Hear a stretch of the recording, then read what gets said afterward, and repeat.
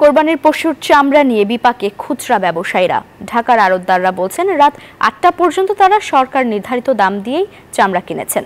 কাঁচা চামড়া ঠিকমতো সংরক্ষণ না করাকেও দুষছেন ব্যবসায়ীরা। মধ্যরাতে রাজধানীর লালবাগের পোস্তায় এমন চিত্র দেখা যায়। রাজধানীর লালবাগের পোস্তা এলাকা, চামড়া কেনা বেচার জন্য এলাকাটি জমজমাট রাতভর। বান্ডেল থাকলে প্রতি সেনমানিতে টাকা বাঁচবে। বিকাশ সেনমানি বান্ডেল কিনে জিতুন প্রতি লেনদেনে। বিভিন্ন এলাকা থেকে কোরবানির পশুর কাঁচা চামড়া নিয়ে পোস্তায় আসছেন খুচরা ব্যবসায়ীরা। একটু রাত করে যারা এসেছেন তাদের এবার মাথায় হাত, কারণ সরকার নির্ধারিত দাম দিতে নারাজ আড়তদার। আমরা ভাই 600 টাকার কিনে নিয়ে 400 টাকা, আবার ছোট বড় বাসুম আমরা শেষ ভাই, আমগর কিছু নাই। যেভাবে বলছিল মানে দাম হবে এবার চামড়ার দাম মানে গত বছরের মতোই আছে, দাম বাড়ে নাই। একদম খারাপ, 700-800 কিনা অনেক বেশি হলো 600।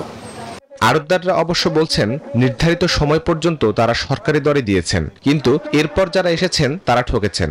ওরা যদি আমাদের ঠিক টাইম মতো চামড়াটা দিতে পারতো, সকাল 8টার থেকে নিয়ে যদি 6টা-7টার ভিতরে দিতে পারতো, তাহলে আমরা সরকার যে দাম দিচ্ছে ওই দামই ওই পর্যন্ত নিচ্ছি।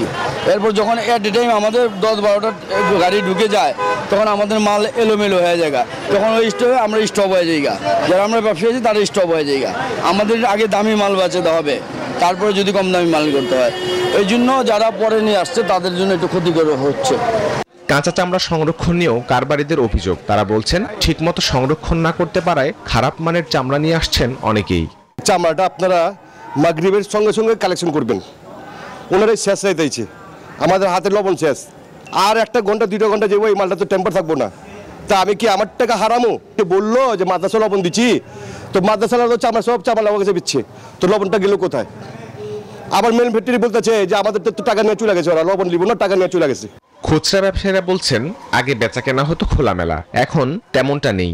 এর পেছনে সিন্ডিকেট থাকতে পারে বলে সন্দেহ অনেকের। শাহরিয়ার শমিক, নিউজ 24, ঢাকা।